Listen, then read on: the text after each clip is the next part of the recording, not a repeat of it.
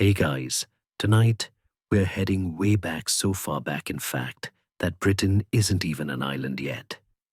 Imagine yourself in a dark, damp cave somewhere in what will one day be Yorkshire.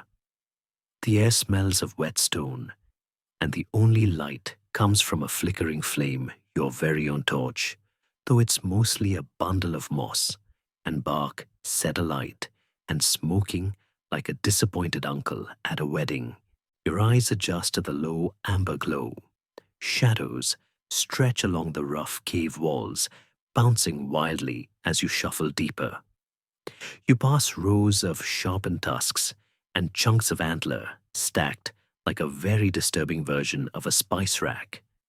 These are your tools, hand-carved, surprisingly ergonomic, and about as child-safe as a live badger. You squat beside the hearth, a rudimentary ring of stones containing a fire that's equal parts warmth and danger. The fire itself isn't just for s'mores. No, this is revolutionary. Fire keeps the big cats away, softens your dinner, and most excitingly, helps you work bones and tusks into the first proper tools. You probably won't survive this mind, but you'll look impressively industrious trying. So before you get comfortable, take a moment to like the video and subscribe, but only if you genuinely enjoy what I do here. And if you're feeling chatty, tell me where you're watching from and what time it is for you. Now dim the lights, maybe turn on a fan for that soft background hum. And let's ease into tonight's journey together. You're squatting on a cold cave floor because chairs haven't been invented yet, and turning a mammoth tusk into something vaguely useful. Maybe a scraper, maybe a chisel. You're not entirely sure. You're mostly just grateful your cousin didn't stab himself again trying to invent scissors last week. The ivory shavings pile up. You run your fingers along the rough grooves you've carved. You're not just chipping away aimlessly. There's a method here passed down from your gran and improved by 1,000 generations of slightly smelly innovators. It's tactile.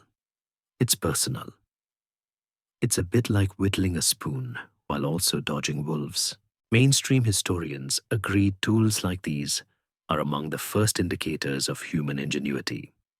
Homo habilis may have started it all, but by the time we reach you, let's say roughly 40,000 years ago, you and your lot are working with purpose.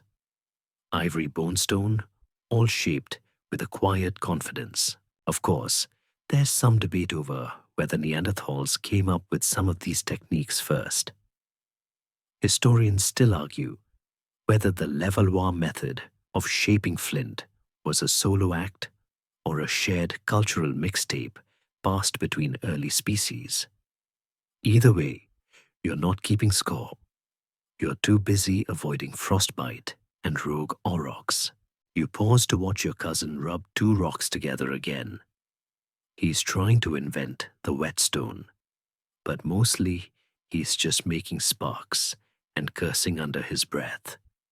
Nearby, someone is roasting marrow bones over the fire, and that smoky, fatty smell curls around your head like an edible blanket. Later, when the wind howls outside and the fire dims, you press your hands to the cold wall. The surface is etched with lines, some accidental, others deliberate. A row of slashes that might mean we killed a bison here, or do not touch the sharp rock. No one knows, but you add a few of your own just in case future tenants appreciate abstract wall decor. Outside, the night stretches endlessly across a land still locked in ice. The stars above you shine brighter than any torch you'll ever make. But for now, you've got warmth, community, and a pile of mammoth ivory that's slowly becoming something else, something distinctly human. Sleep starts to pull at the edges of your vision. You wrap a fur tighter around your shoulders. Tomorrow, you'll trade tools with the group over the ridge if they don't try to steal your fire starter again. You drift off dreaming of better knives and warmer caves, while the glow of invention flickers softly beside you. The air is thick with the scent of wet reeds and mud. You're ankle deep in a marsh surrounded by buzzing insects who view you less as a person and more as an all-you-can-eat buffet. Somewhere nearby, a frog belches with authority, and you, well, you're twisting, not in the disco sense. No, you're twisting fibers, long stringy strands, pulled from nettle's flax, or maybe even animal sinew if it's been a particularly unlucky week for wildlife. You spin them slowly between your fingers, tightening and wrapping over and over until poof, you've made thread. Not exactly wheel material, but that's kind of the point. This is older than the wheel. In fact, what you're holding might be one of humanity's sneakiest little superpower string.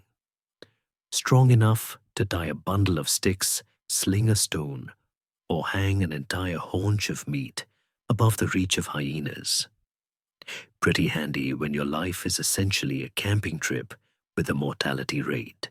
Most of the credit for early string making goes to women, by the way, quiet innovators weaving cordage while keeping half an eye on children and another on the horizon for bears. Historians still argue whether fiber technology came about 50,000 years ago or even earlier. But we know this: wherever early humans popped up, string followed not long after. The amazing bit: you don't really need tools to invent it, just patience, dexterity, and a remarkable tolerance for mosquito bites. You take two strands, twist them individually, then twist them together in the opposite direction. A move that's surprisingly mathematical for someone who doesn't even know numbers exist yet. Fringe theory time. Some archaeologists have suggested that early string could have inspired counting itself. Think tally knots or beads used like prehistoric spreadsheets. It's speculation, of course, but not as wild as the guy who thought Atlantis was in Cornwall. As you finish your cord, someone nearby is already putting it to use, lashing a stone blade to a wooden shaft with your twine. Voila, the spear has entered the chat. But you're content watching it all happen with muddy hands and a faint sense of accomplishment. The marsh burbles gently around you. The sun sinks a little lower. You stretch your legs, which now smell like a salad left out in the rain. There's satisfaction in this simplicity. Twisting, tying, creating something so fundamental that future civilizations won't even think about it until they run out of shoelaces.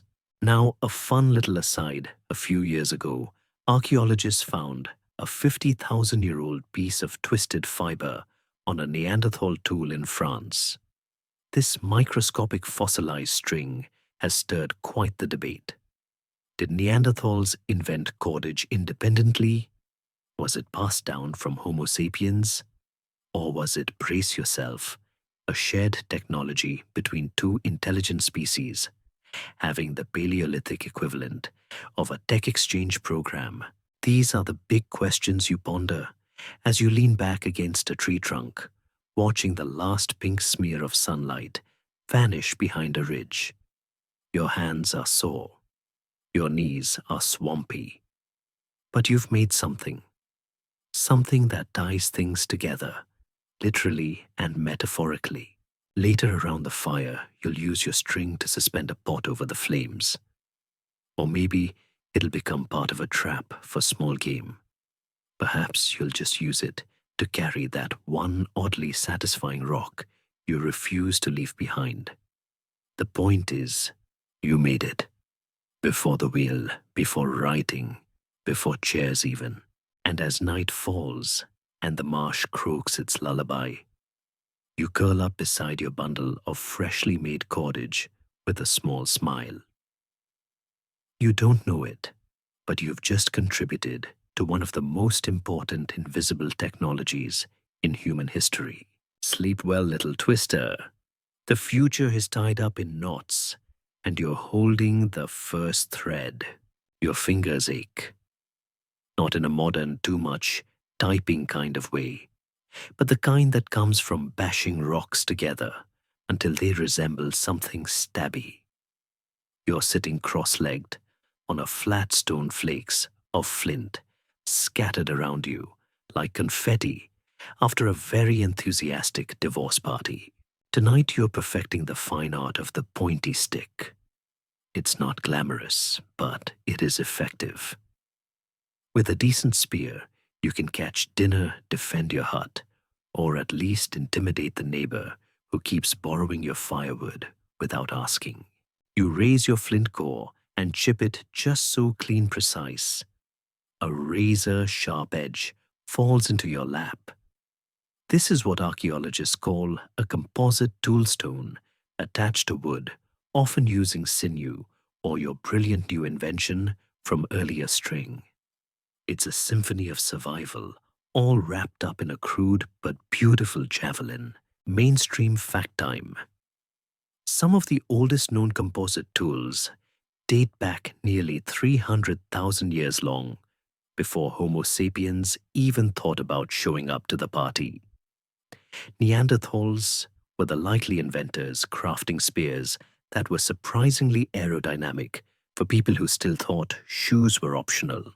But historians still argue whether Neanderthals truly understood aerodynamics or just got lucky with their stick throwing. Did they test balance and weight? Did they use water to straighten the shafts? Or was it more of a poke it till it works scenario? You're leaning toward the latter, honestly. Your cousin has just flung his latest creation into a tree stump, and while it did hit something, it's now embedded firmly in the family latrine. A win, depending on how you look at it. Across the camp, someone's heating pitch over the fire, a sticky resin. You'll smear onto your spear tip to secure the blade. It smells like burnt pine and ambition. The process is fiddly. If it gets too hot, it bubbles uselessly. Too cold, and it's just decorative tree sap. But just right. It's gluey magic. Here's the quirky bit. Some spears are carved with notches and grooves that suggest symbolic thinking. Were they just for grip? Or did you add those spirals because they looked cool? Maybe that's the first stirrings of art blending into function. You're not just surviving, you're styling. As you test your new spear, you imagine the mammoth herds rumbling in the distance. You'll never catch one on your own, but the dream's nice. Instead, you practice throwing at a boulder that's been scaring the children all week. You miss twice. Then the spear ricochets and nearly takes out your uncle's soup pot. Back to carving. You refine the edge again, murmuring under your breath like a prehistoric artisan. Your tools are part weapon, part status symbol. The sharper the blade, the higher the compliments. Your neighbor even asked to borrow your hafted flake knife last week. You said yes, mostly because she's terrifying. Somewhere in the trees, a bird calls out a sort of prehistoric closing time. You gather your tools and head towards the hearth, where others are sharing stories, laughing at failed throws, and casually ignoring the smell of singed hair from someone's overly enthusiastic resin cooking experiment. You place your spear gently beside your sleeping spot. It's more than a tool now. It's a piece of U-shaped, sharpened, and slightly deadly. As you drift towards sleep, a final thought lingers.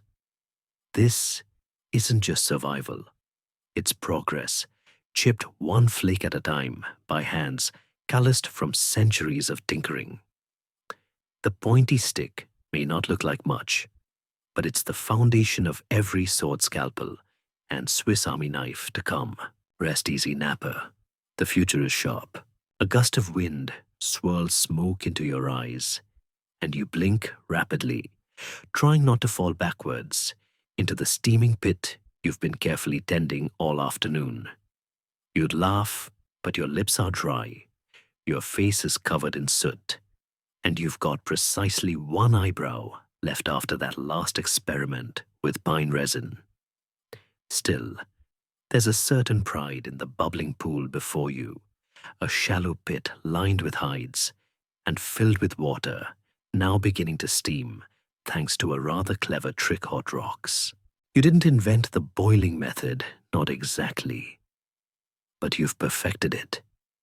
That's what you tell yourself as you fish another glowing hot stone from the fire with a forked stick, then carefully drop it into the water. There's a hiss, a sizzle, and then the unmistakable smell of something cooking. Possibly roots, possibly rabbit, possibly your own hopes and dreams. This is no ordinary dinner. It's Stone Age sous vide, slow cooking geothermal style. You haven't got pots yet. Ceramics are still several thousand years in the future. But who needs them when you've got pits hides and a dozen rocks hot enough to melt your sandals if you had sandals? The real trick is not cracking the stones. Too much heat, and they explode like prehistoric popcorn. That's where the debate comes in. Historians still argue whether these rock boiling methods were discovered by accident or the result of careful trial and error. One school of thought suggests someone just got fed up with chewing raw tubers and decided to throw hot rocks at the problem.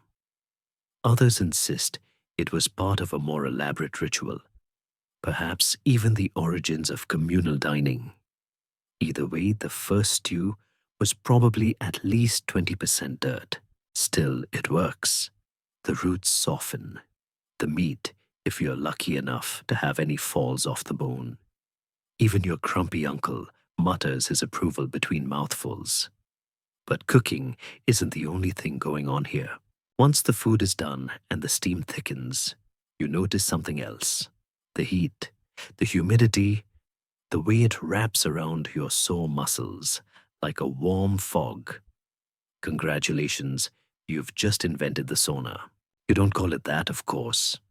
You call it the warm hide hole that smells slightly like mushrooms and regret. But the effect is undeniable. After a long day, chasing reindeer and avoiding mudslides, this little steamy corner of the world feels like luxury. You even get a few moments of silence before someone suggests adding herbs and turning it into medicine steam, which frankly just makes you sneeze. Let's pause for a quirky fact. Some archaeological digs in North America and Scandinavia have uncovered pits that appear to be steam baths dating back at least 10,000 years. Were these used for cooking, cleansing ceremonies? Historians still don't agree. But given your current state, naked, slightly dizzy, and aggressively exfoliated, it's safe to say this place serves multiple purposes. You lean back against the dirt wall, letting the warmth seep into your bones. Around you, others are dozing, chatting occasionally, shrieking as another hot stone is dropped in, too close to their toes. There's a comfort in this primitive spa experience, a togetherness. You might not know the word therapy, but you feel it all the same. And in the corner, someone's already planning tomorrow's improvements. A deeper pit, maybe a flap to trap more steam, possibly a flat rock to lie on if you can find one that isn't already part of the cooking rotation. Innovation never sleeps, though you're starting to wish it would. As the night deepens and the fire crackles into embers, you step out of the steaming pit, wrap yourself in damp fur, and collapse beside the hearth. Your skin is red, your fingers pruny, and your hair smells faintly of moss and wild onion. But you're clean, you're fed, and you've just taken part in a ritual that will one day evolve into hot tub spa retreats and overly complicated shower settings. Close your eyes, weary bathmaster. Tomorrow the rocks await. The torchlight flickers gently behind you as you step deeper into the cave. The air grows, still hushed, as though the stone itself is holding its breath. You move slowly, your fingers brushing the cool wall, until you find the smooth patch you're looking for. And then you paint, not with a brush. You haven't invented those yet. No, you blow ochre powder through a hollow reed over your splayed hand, leaving behind a perfect silhouette. Your mark defiant, dusty, and deeply personal. Welcome to the very earliest, no-not gallery, damp echoey, and slightly haunted. This is a ritual of sorts, though no one calls it that. It's just something you do. After the hunt, after the fire, after everyone's eaten, and stopped talking about who stole the last marrow bone, you paint. Animals, mostly bison, deer, sometimes the occasional mystery creature with too many legs. And hands. Lots of hands. Red ones, black ones, some so small they must have belonged to children or the very optimistic. Mainstream historians agree that cave painting predates not just the Weedle, but written language by tens of thousands of years. In places like Lascaux and Chauvet in France and El Castillo in Spain, we've found images that are over 40,000 years old. That's twice as old as your grand's sourdough starter. And here's the kicker, some of them might have been painted by Neanderthals. Historians still argue whether those earliest red discs and hand stencils were the work of our species or theirs. Not that it matters to you. Your only concern is getting the pigment to stick. You crush minerals, ochre, manganese, and mix them with spit or animal fat. The smell is potent, but the effect is magical. Under the glow of the fire, your crude sketches flicker to life.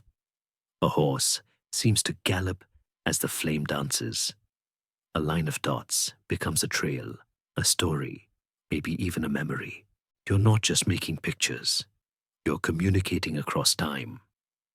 Maybe someone, thousands of years from now, will stumble upon this wall and wonder why the dancing stick man, why so many aurochs, and what's with the lopsided reindeer, with what appears to be a moustache. In the back corner of the cave, a more adventurous soul is experimenting with shading. Using different tones of ochre, they're creating a three-dimensional effect on a bison's flank. It's impressive, especially considering your cousin still draws antlers as straight lines. You suspect he's colorblind, but no one has the heart to tell him. There's a quiet dignity in this, a purpose. You're preserving stories, mapping hunts, maybe even invoking luck. One quirky fringe theory suggests some of these paintings were part of shamanic rituals, perhaps even early forms of trance art. You'd believe it the way your hands move almost without thinking, the rhythm of breath, and pigment, the soft murmur of others watching. Then there's the debate about meaning. Were these teaching tools decorative expressions, coded language? Historians still can't agree. Some say the dots and zigzags are symbolic. Others say they're just very enthusiastic doodles. One academic famously insisted that a particular series of lines was an early lunar calendar. Another thought it was a grocery list. But here's the thing, they make you feel something. Even now, sitting in the smoky stillness, staring at a crude mammoth that looks suspiciously like your uncle, you feel connected to your tribe, to your past, to something bigger than dinner and dry firewood, and later, When the night grows colder and everyone curls up beside the hearth, the images stay with you. You close your eyes and still see them dancing on the walls of your mind. You dream of red deer and galloping horses of spirals that twist into stars of hands reaching through time. Tomorrow you'll paint again. Not because anyone tells you to, but because it matters. Because in a world without clocks or calendars, your art says, I was here. And that, in its own quiet way, is immortality. Twilight settles in like a thick woolen cloak, and you find yourself perched at the edge of camp, holding a mammoth ribony to your lips. Not for chewing, though. Yes, you've done that before too. But for playing. You purse your lips and blow gently. A low wavering note drifts out, trembles through the still air, and startles a nearby fox who clearly wasn't expecting prehistoric jazz. Welcome to the dawn of music, or at least the beginning of you trying to play something vaguely melodic on what's essentially a modified bit of skeleton. You call it a flute, though noise stick is probably more accurate at this stage. You're not alone in this either. Around the fire, someone's clapping two stones together in rhythm. Another's humming along, though it sounds suspiciously like he's just burping in tune. Still, it's something. A gathering. A moment of unity in a world that often feels like it's one saber-toothed sneeze away from collapse.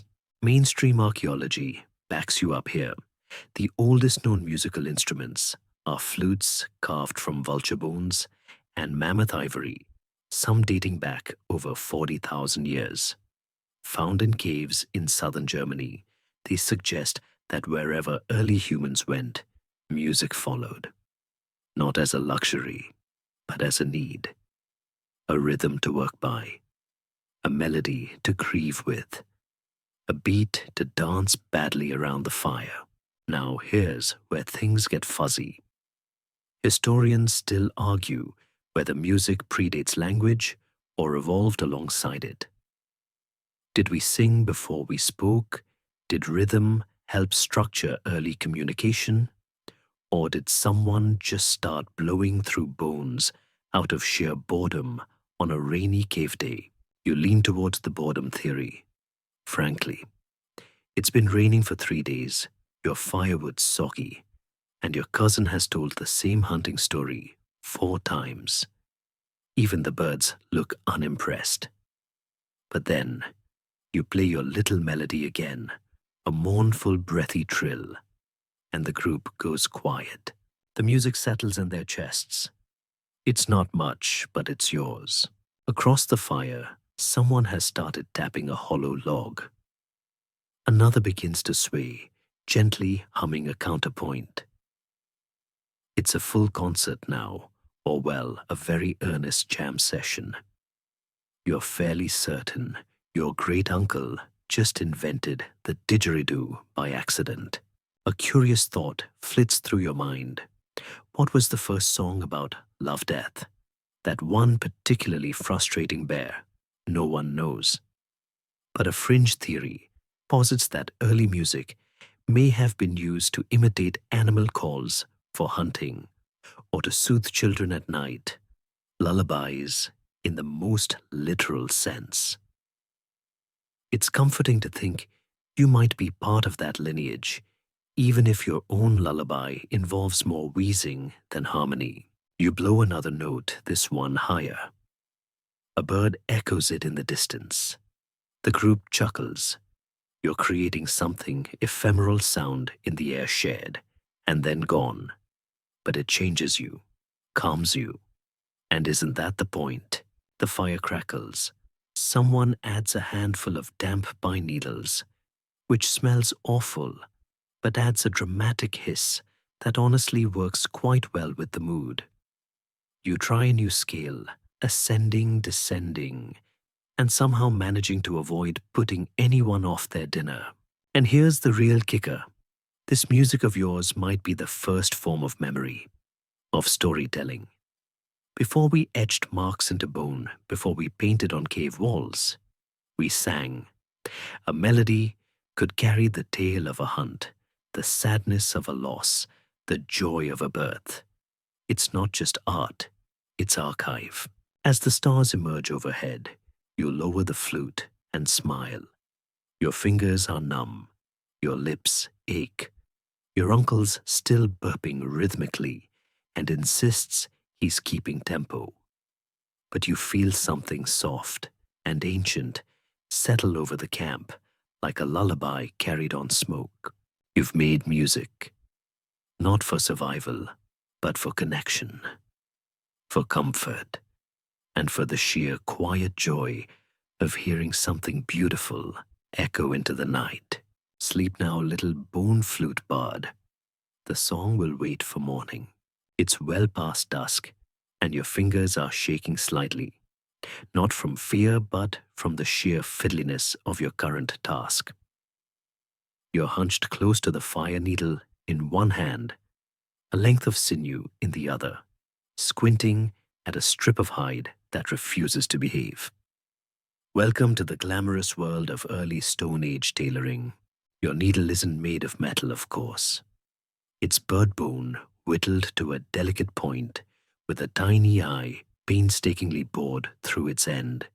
The sinew that's animal tendon, chewy, stretchy, occasionally frustrating, but perfect for sewing if you can keep it from tangling into a prehistoric knot of doom.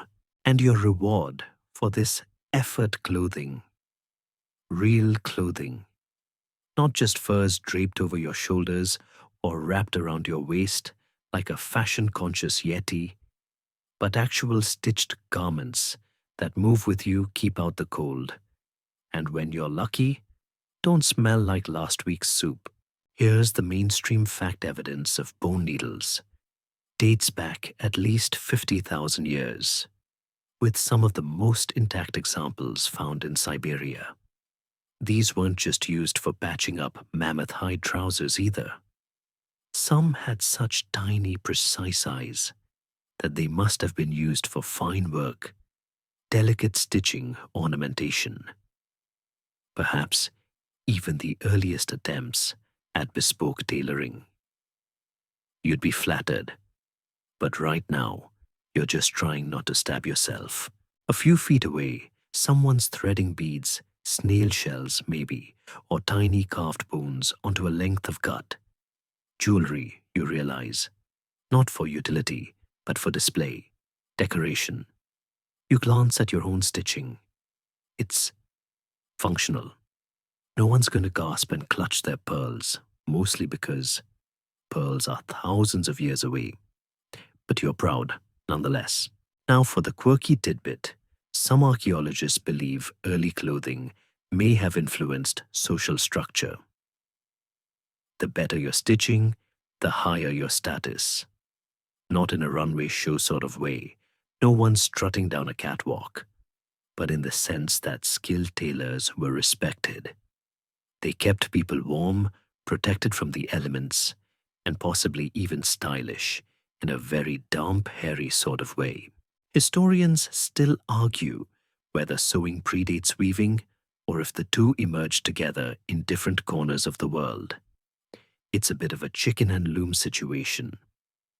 But what's clear is that someone somewhere looked at a loose flap of hide and thought, I bet I could make that less breezy.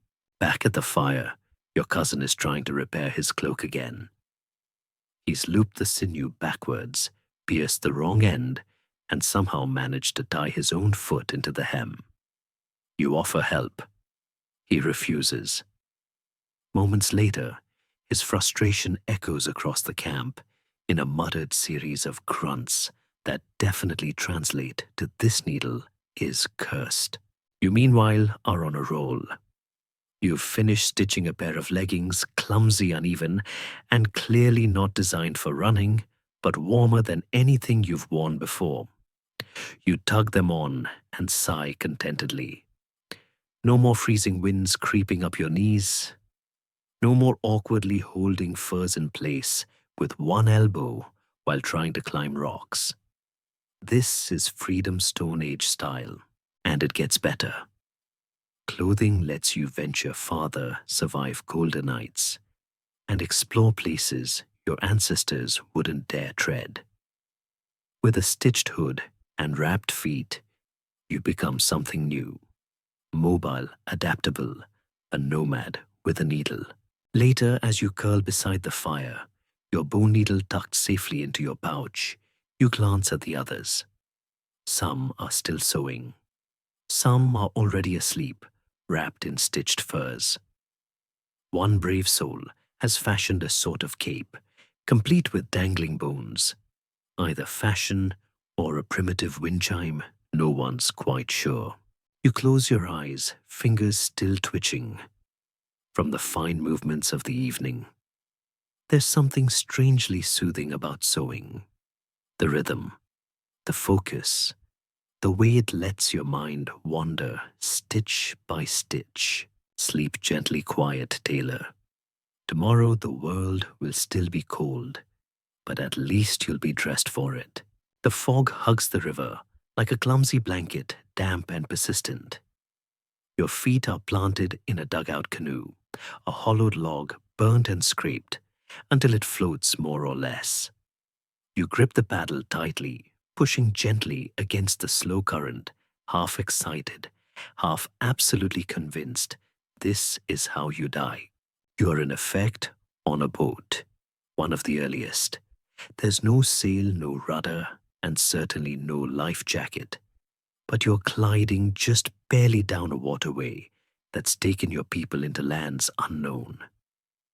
There's something thrilling about it if you ignore the leaks and the distinct possibility of capsizing into a nest of water snakes. The idea of water travel might seem surprisingly advanced for your time, but mainstream archaeology supports it.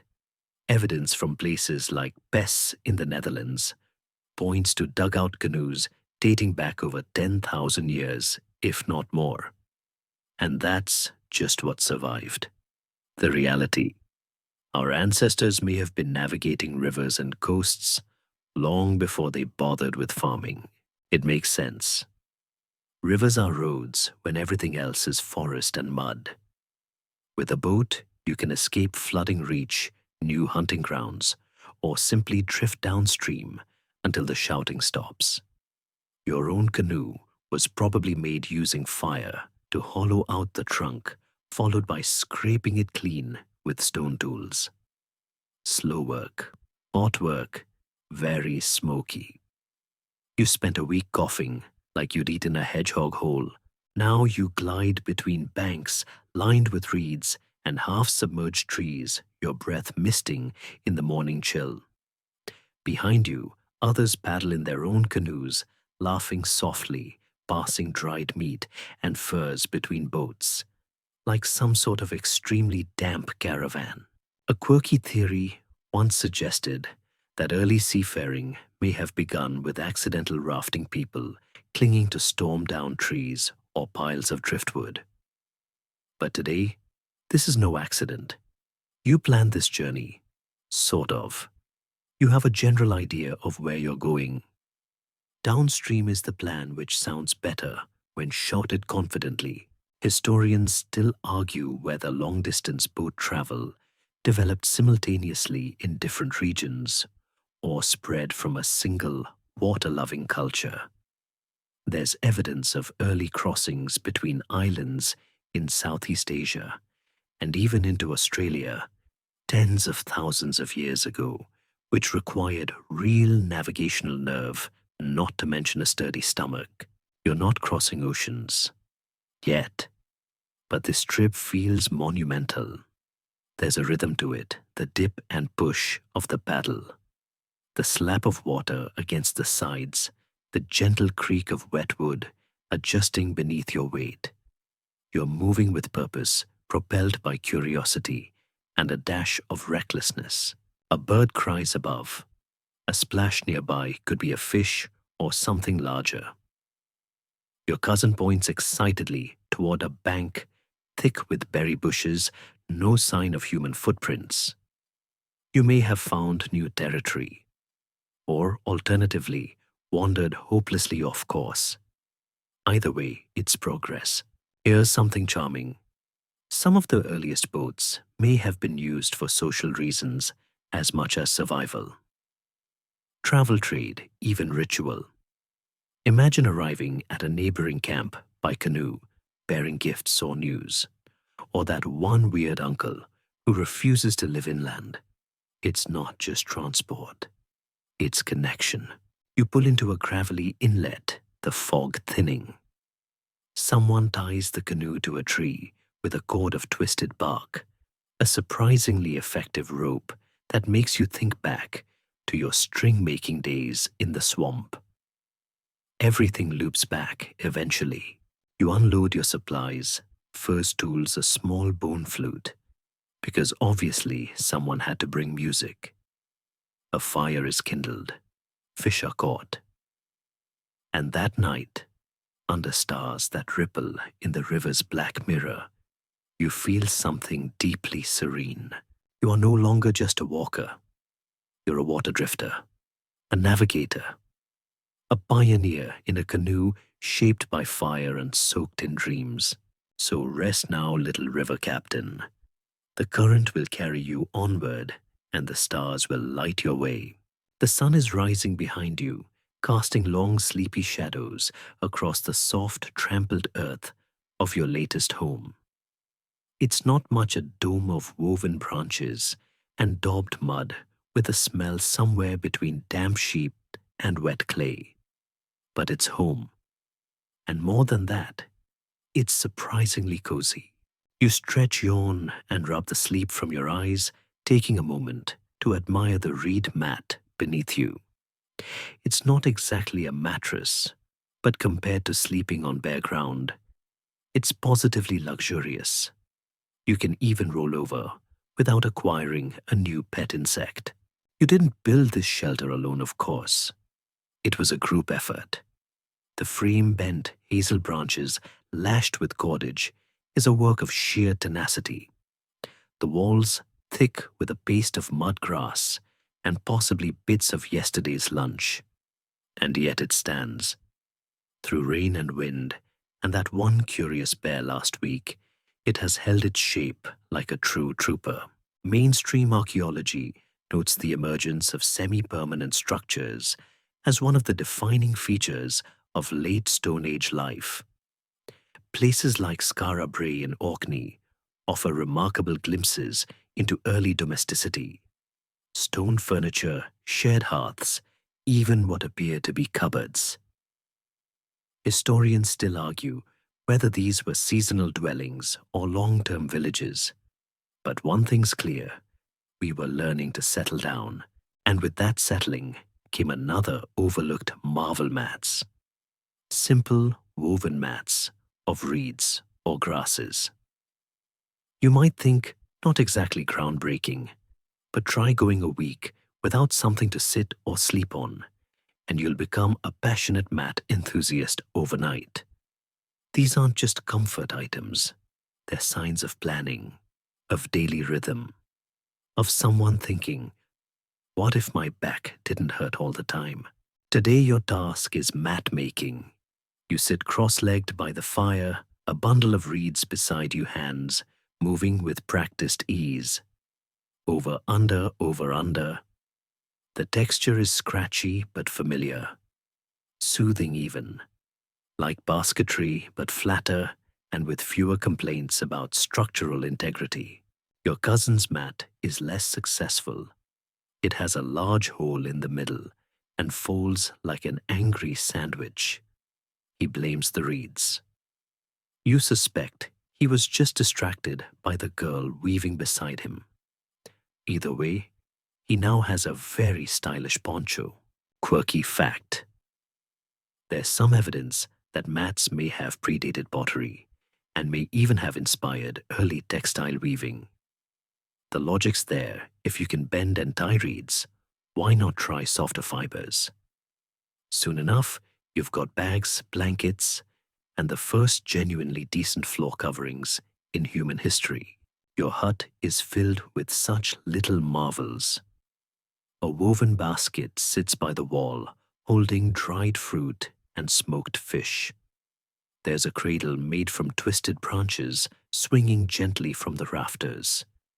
Even the walls themselves have bits of matting layered beneath the mud for insulation.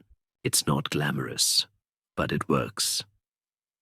There's warmth, there's order, and most importantly, there's somewhere to lie down that doesn't result in immediate lower back trauma. Outside, children dart between shelters carrying reeds and chasing a dog that might actually be a wolf. The camp is alive with soft clatter stone tools being cleaned, food being shared, gossip being exchanged with all the subtlety of a mammoth. You finish your mat and lay it out by the fire, sitting down with a sigh of accomplishment. It doesn't look like much, but this is progress. Infrastructure even. You've taken nature's chaos and woven it into something useful. Historians still puzzle over how quickly these domestic tools spread. Was it trade migration, independent invention? The truth's probably a mix. People saw what worked and copied it. Your cousin is already eyeing your mat with suspicious admiration. Night falls, and you curl up on your creation, pulling a stitched hide over your shoulders. The air is cool, but the floor is soft. The fire is low, and your shelter creaks just the right amount. Not too quiet, not too loud, like nature humming a lullaby. Sleep peacefully, little housemaker. Tomorrow brings more reeds, more mud, and if you're lucky, a day without accidental roof collapse. You squat awkwardly on a flat stone slab, trying not to make eye contact with anyone. It's early morning. The sky's moody with clouds, and there's a sharp smell in the air. Something between salt moss and the unmistakable tang of communal honesty. You are, it must be said, in what passes for the Stone Age lavatory. And here's the strange thing. It's not terrible. In fact, it's oddly sophisticated. You're perched over a shallow trench, lined with stone and angled just enough to carry things away with rainwater or a bucket of rinsing. A slight incline, a drainage channel, maybe even a privacy wall if someone's been feeling architectural. It's all rather civilized. Welcome to Skara Brae, or somewhere like it, an ancient village nestled in the Orkney Islands, dating back over 5,000 years. Stone-built houses with hearths, shelves, even indoor drainage. Indoor drainage? Let that sink in. Or rather, let it flow gently downhill and out to sea. Mainstream archaeology has long been enchanted by these Neolithic homes and their plumbing. Historians still argue whether the so-called toilets were used precisely the way we use ours, but the alignment of channels and waste pits is suspiciously deliberate. Someone was thinking ahead. Someone probably got tired of stepping in something unpleasant during the night. It's not glamorous work managing waste, but it's essential. Sanitation is survival. And long before anyone was boiling soap or shouting about cholera, you and your ancestors were digging trenches and rinsing with rainwater. That's clever. That's community care. Back at your home, your cousin is finishing repairs on a small wooden scoop, a primitive ladle that doubles as a rinse tool. The kids call it the stinker spoon, which doesn't exactly endear it to guests. Still, it does the job, especially when paired with moss reeds, or on very bad days, a handful of unlucky leaves. Let's throw in a quirky detail. Some Stone Age settlements show signs of separate clean and dirty zones. Food was kept away from waste. Sleeping quarters were elevated or isolated. It's not quite a germ theory, but it's a start. An instinctual understanding that health and hygiene matter, even if no one's using the word hygiene yet. And then there's the question of location. Why are these lavatories built right next to the hearth? Historians still argue about that one. Convenience warmth. Was it simply a case of, this is the driest spot, let's not overthink it? No one knows, but you'd give a lot for a little more ventilation. There's a strange intimacy to it all. Sharing a hearth, sharing chores, sharing, well, everything. You've begun to associate the daily rhythms, cooking, crafting, relieving yourself with the pulse of your little settlement. It's not a glamorous life, but it's yours. And now it smells faintly of peat and progress. Someone has decorated the wall beside the trench with scratched designs, circles, spirals, maybe waves. Art graffiti, a gentle warning to aim carefully. Either way, it's another glimpse into how even the most mundane corners of life were touched by thought and intention. You step outside, breathing in deeply. Rain threatens in the distance. You stretch, grateful for the wind, and head towards the fire pit where breakfast is being fished from a simmering pot. You made it. You're clean enough, fed enough, and only mildly traumatized by this morning's visit to the trench. So rest easy tonight, little sanitation pioneer.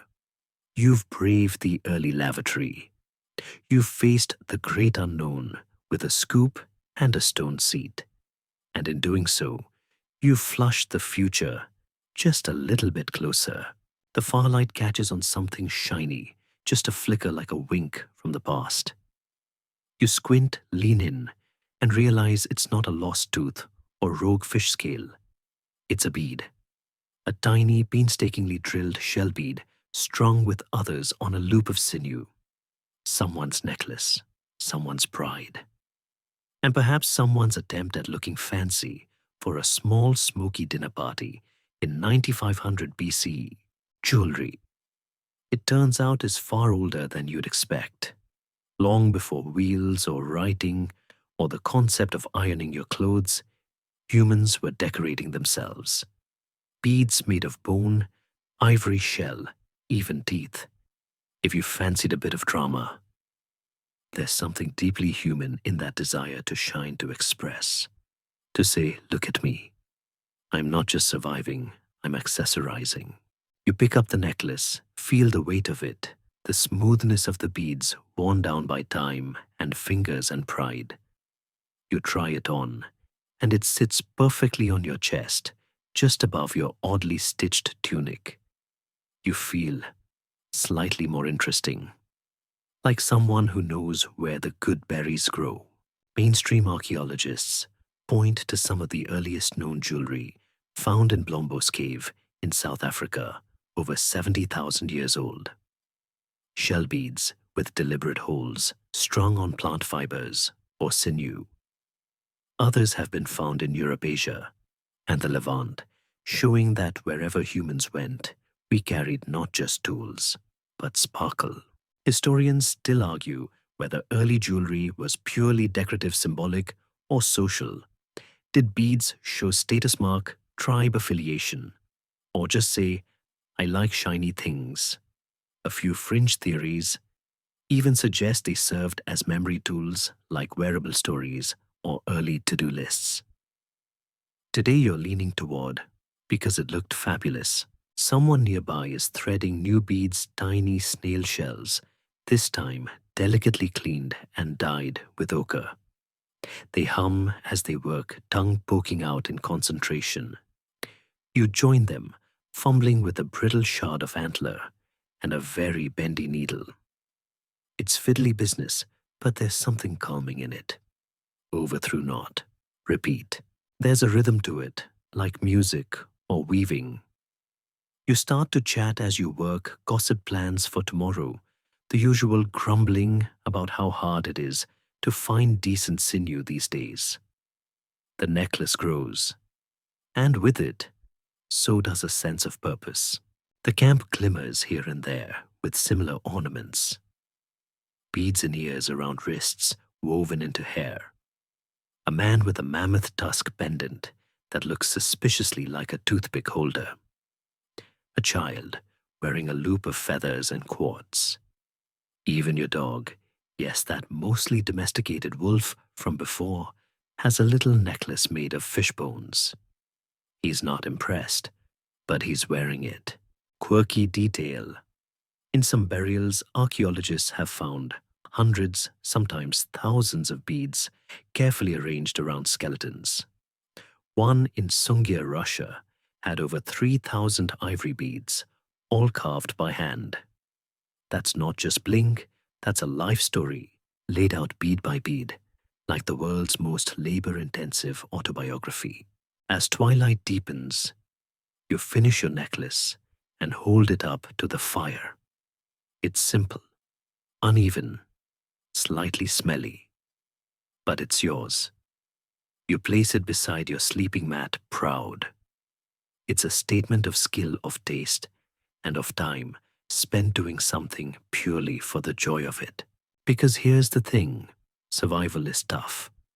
Hunting, foraging, scraping fat from hides with frozen fingers. But in the middle of all that chaos, you stopped to make something beautiful. Something unnecessary, but deeply meaningful. You lie back, hands behind your head, watching the fire's glow reflect off the beads around you. It's peaceful, quiet, sparkling in the low light, like distant stars. Sleep well, little jeweler. The world is hard, but you've made it shine. You crouch beside a flat stone slab, your fingers stained with ochre and charcoal, your breath catching slightly as you scratch a new series of dots into its surface. Not random dots, mind deliberate ones. You squint, wipe your hand across your brow, and lean back to admire your work.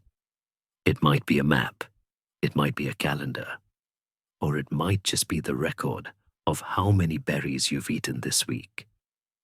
No one can say for sure, including you. Still, the dots mean something. You've been watching the stars, clear pinpricks of white scattered across the sky, like someone spilled flour on a black bearskin. Every night they rise in the same pattern shift, slightly, then fall again. You've matched those movements to the moon, to the tides, to the migrations of deer. Slowly, the chaos of the heavens starts to feel rhythmic. Mainstream historians acknowledge that long before formal writing, humans recorded observations using marks on rock bone antler. In caves like Lascaux and Chauvet, we find rows of dots and lines that might be counting systems. In the Dordogne, someone carved a series of tally marks on a wolf bone 30,000 years ago. Historians still argue whether these are astronomical records, hunting schedules, or just someone keeping score in the world's oldest board game. You glance up. The sky is just beginning to darken, stars peeking through the indigo veil above. You know them now, where they rise when they shift. That one's the hunter. That one's the hearth. And that faint line, barely visible unless the air is perfectly still, that's the mammoth's tail, or so your gran insisted. She also thought thunder was angry spirits bowling in the clouds, so you take it with a pinch of salt. You scratch a new shape beside your dots, a curve, a line, something like the bend of a river or the edge of a hill. You're not just counting anymore, you're mapping, recording, creating a visual memory that will outlast words and fires. A younger child watches you fidgeting with a piece of charcoal. What's that mean, they ask, pointing to a spiral. You shrug. Don't know yet. They nod solemnly, as if that's the best answer in the world. Quirky twist. Some researchers believe that early maps might have started as floor plans, humans marking where their tools were, where the entrance to the cave was, where the wolves definitely shouldn't be. Over time, these expanded to landscapes, to the stars, to the heavens. You're not just placing yourself in the world, you're drawing the world around yourself. Nearby, someone is carving similar dots onto a bit of antler, perhaps to match your slab, perhaps to start their own record. Maybe they'll use it to remember the days between rains or the moon's cycle, or how often the neighbor's dog steals their dinner. Historians still can't agree on the meaning of most of these marks. Are they art? Science spiritual guides? One theory posits that early sky watchers used the moon's phases to predict animal migrations or seasonal changes. Another suggests it was purely symbolic, a visual mantra repeated for reassurance. Both feel right. Both might be. As the stars brighten and the fire crackles behind you, you add one last mark to the stone. It's nothing fancy, just a dot like the others. But it marks tonight, the sky, this moment. You'll know next time that you were here, that this mattered. You place the stone beside your sleeping spot, not for display but for memory. Tomorrow, you'll read it again, maybe add more. Or maybe just stare up and watch the sky's quiet ballet all over again. Sleep softly, little astronomer. The stars will keep time until you wake. The spear has cracked again. Not along the shaft, which would be expected, but right at the join, where the flint tip meets the wooden handle. You sigh. This is the third time today. Either you're cursed, or your glue needs serious work. Fortunately, you have options. Not modern glue, of course, no tubes, or cheerful warnings about toxicity, but the old kind, the sticky kind, the kind that oozes from trees and smells like a burnt forest dream. You head to the fire and retrieve a small lump of birch bark pitch you've been slowly refining, flicking bits of ash out as you go. It's warm, gooey, and magical. Mainstream fact humans were producing adhesives as far back as 200,000 years ago. Birch bark tar, to be precise. It requires heat and a bit of patience, sometimes a pit oven, sometimes a sealed shell. You don't know the chemistry, but you know it works. Press the pitch between your fingers and it becomes tacky, malleable.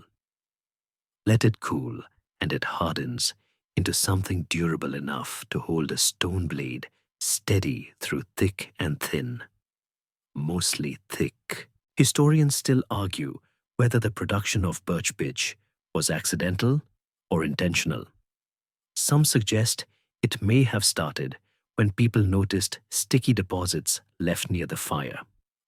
Others think it was a deliberate, ingenious act of chemical engineering far ahead of its time.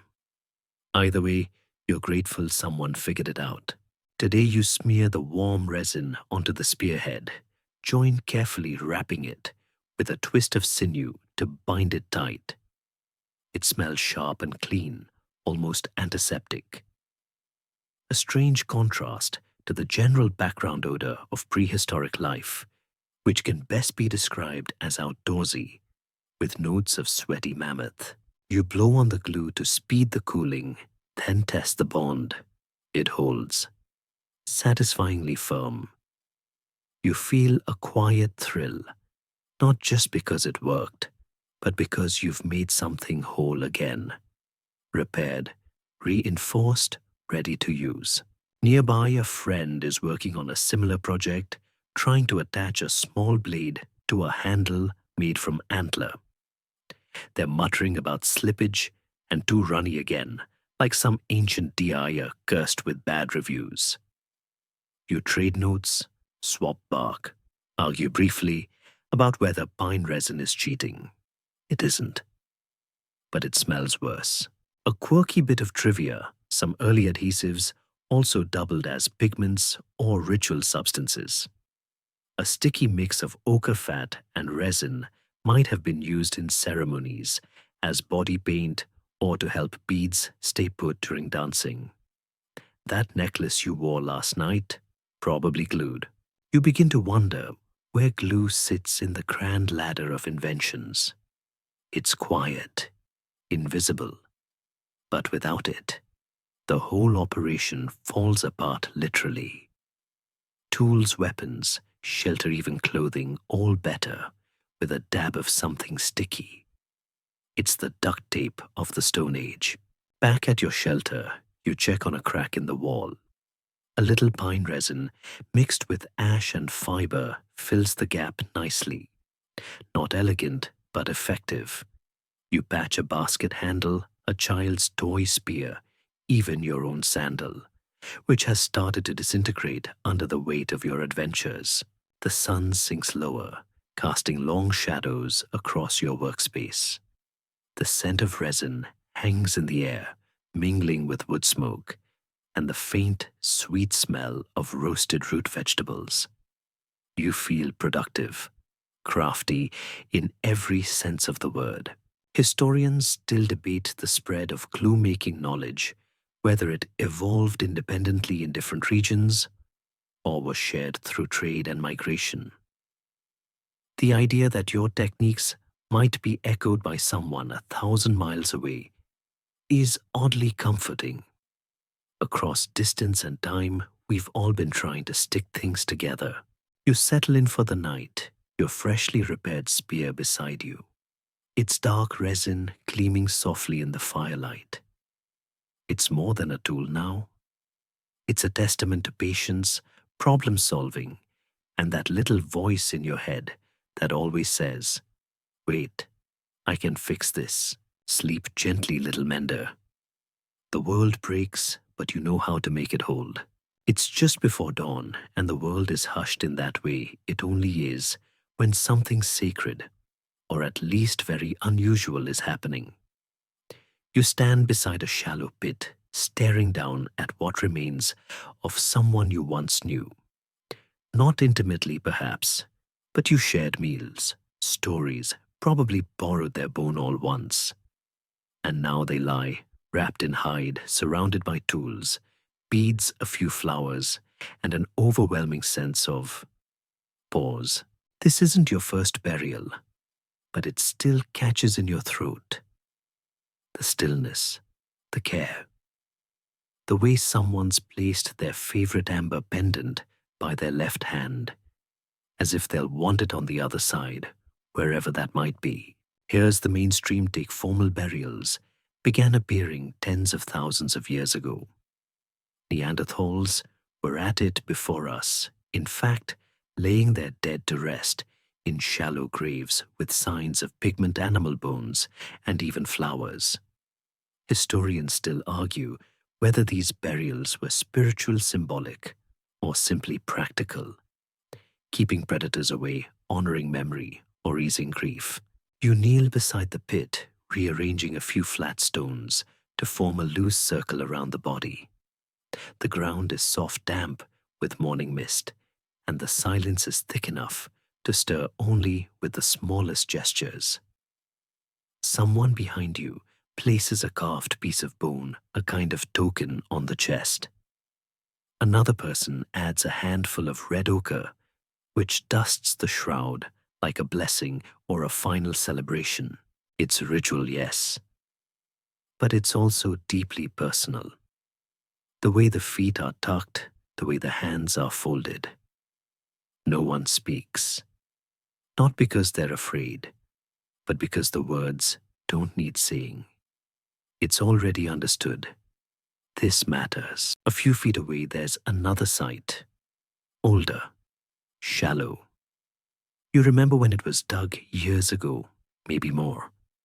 It's begun to sink slightly, grass growing over the stones, but still visible.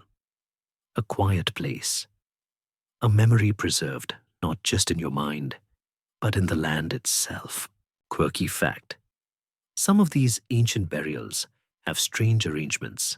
Skulls separated from bodies, bones in specific patterns, even group graves with shared artifacts. Were these signs of status, ceremonial arrangements? Or did someone simply get confused midway through the process? Historians still puzzle over it. You help cover the body, gently layering earth moss and leaves. The final touches. Someone starts humming, not a song really, but a low pulsing tone that echoes the rhythm of your digging. It's soothing, it's respectful, and it carries faintly through the cold morning air. Nearby, a child watches wide-eyed. You gesture for them to help. They place a small carved figure into the soil, pause, then run back to their mother. A moment later, they return with a bit of woven matting slightly torn. It goes into, the most valuable things we have are rarely the ones that glitter. As the grave is closed, you feel something shift. Not physically, your back already hurts, but in the mood of the place. A settling, a shared breath, a letting go. This more than fire or flint feels like what makes us human. The desire to mark a life's passing, to say in whatever way we can, you were here. You mattered. You sit for a while after not speaking, just tracing lines in the dirt. Around you, others drift back to their tasks. Someone starts grinding grain. Another tends to the fire. Life resumes, but slower, softer. Historians still debate whether these practices indicate religion. Was it belief in an afterlife? Or simply the emotional need to honor what's been lost? Maybe both, maybe neither. But as you sit there, watching the light grow stronger over the burial mound, you suspect it doesn't need a name to be real. You rise, stretch, and walk slowly back to camp. The world feels just a little more tender, a little more connected. And though you don't look back, you know the grave will stay with you. Sleep gently, little mourner. The earth remembers, even when we forget. The fire is low now, just a flickering halo of warmth in the center of your shelter. Outside, the wind moves softly through the trees, stirring the grass with gentle insistence, like someone whispering secrets to the earth. You're curled in a bundle of furs, your head nestled on a folded hide, limbs heavy and content. This is what it feels like to rest, not merely collapse, but truly rest. Sleep, as it turns out, is perhaps the greatest invention of all. Not the act itself, every creature does it, but the human way of preparing for it. You've made your space. Your tools are nearby, your necklace tucked into a pouch, your spear leaned gently beside the door. The mat beneath you is just lumpy enough to make you appreciate the effort it took to weave it. Mainstream science tells us that humans have been creating intentional sleeping areas for tens of thousands of years. In places like South Africa's Border Cave, archaeologists found ancient bedding made from grass and ash, layered carefully to deter insects. Not just lying down wherever you fall, but shaping a space to invite sleep. That's not just survival, that's thoughtfulness. Historians still argue whether our dreams carried meaning in those days, if early humans believed sleep connected them to ancestors, to spirits, to the world's deeper rhythms. It's possible. You've certainly had a few dreams you couldn't explain. One about flying mammoths, another about trying to cook soup with a stone tablet. Odd, yes, but vivid. You shift slightly in your bed, the furs rustling with a soft whisper. The fire pops once. Beside you, someone else snores gently. A dog stirs, then settles again with a huff. All is well. Here's a quirky thought. Some anthropologists suggest early sleep patterns weren't like ours. We might have slept in segments, two shorter stretches with a period of wakefulness in between. a quiet hour in the middle of the night to tend the fire, whisper stories, maybe gaze at the stars. A slower rhythm, one that moved with nature rather than against it. You yawn wide and unbothered. The ache in your legs has faded. Your fingers sore from sewing and carving now curl loosely in sleep's gentle pull. You feel the weight of the day lift slowly, like mist rising off a stream. Your mind drifts, not to worry, but to wonder. Tomorrow might bring more invention, more frustration, maybe a new spear design, maybe a surprisingly effective method for keeping berries fresh. Or maybe just another day of warmth, food, and laughter. All of it good. You're not thinking in words now, just feelings, images, the rhythm of a flute, the curve of a mammoth tusk, the way ochre dust lingers on your skin like memory. It all flows together, dreamlike. Your breath deepens, your limbs loosen. Around you, the world holds steady. And in this moment, wrapped in fur, surrounded by the echoes of invention, you drift slowly into the dark and soothing sea of sleep. Now the fire burns low, its last embers, casting gentle shadows across the walls of your shelter. The world has quieted, and the wind outside has softened to a hush. The rustling leaves are no longer busy, no longer bustling. They simply sway in rhythm with your slowing breath. Your body is warm, cocooned in soft, worn furs that carry the faint, comforting scent of wood smoke and sun-dried grass. The ground beneath you is familiar, no longer hard, but shaped to your rest. You feel the security of walls built by hands your own and others. Hands that crafted, carried, tended. Hands that now lie still, palms open, fingers relaxed. Let your thoughts drift like smoke, not chasing, not clinging, just floating. Whatever tools weren't finished today will wait. Whatever stories weren't told will return. For now, all that matters is this moment, this quiet, this warmth, this peace. Outside, the stars blink gently above, distant but not cold. They are old friends now watching over your camp, your sleep, your dreams. You've watched them move. You've marked their rhythm. And now they watch you, a small shape in a wide world at rest. Your breath deepens again, in then out, like the tide, like the wind in the grass, like the old songs hummed low in the night. You are safe. You are home. And the world, in all its ancient gentle patience, waits for you to wake. Sleep well.